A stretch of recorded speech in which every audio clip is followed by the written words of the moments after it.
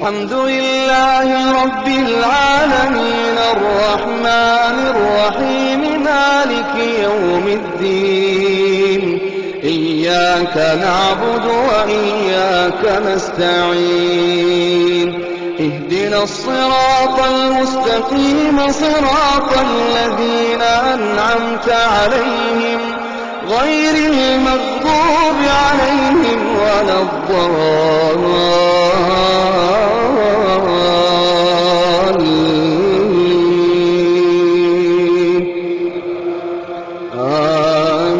آمين.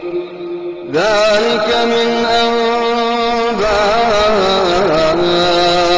الغيب نوحيه إليك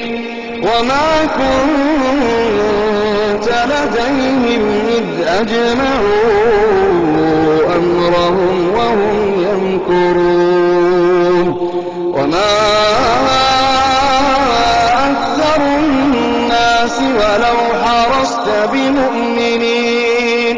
وما تسألهم عليه من أجر إن هو إلا ذكر للعالمين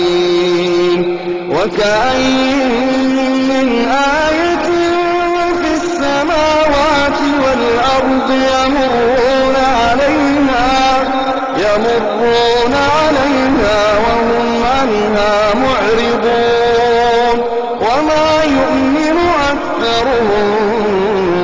بالله إلا وهم مشركون أفأمنوا أن تأتيهم غاشية من عذاب الله أو تأتيهم الساعة بغتة وهم لا يشعرون قل هذه سبيلي أدعو إلى الله على بصيرة أنا ومن اتبعني وسبحان الله وما أنا من المشركين وما أرسلنا من قبلك إلا رجالا نوحي إليهم من أهل القرى أفلم يسيروا في الأرض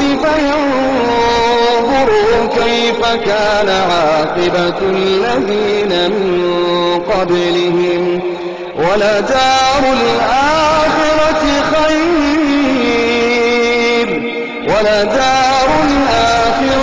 خير للذين اتقوا أفلا تعقلون حتى إذا استيأس الرسل وظنوا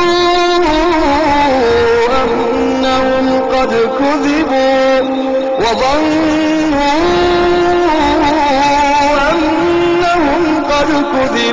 جاءهم نصرنا فنجي من نشاء ولا يرد بأسنا عن القوم المجرمين لقد كان في قصصهم عبرة لأولي الألباب ما كان حديثا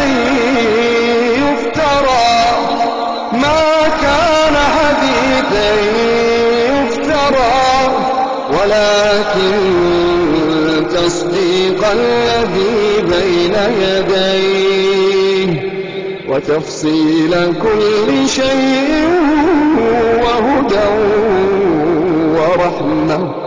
وهدى ورحمة لقوم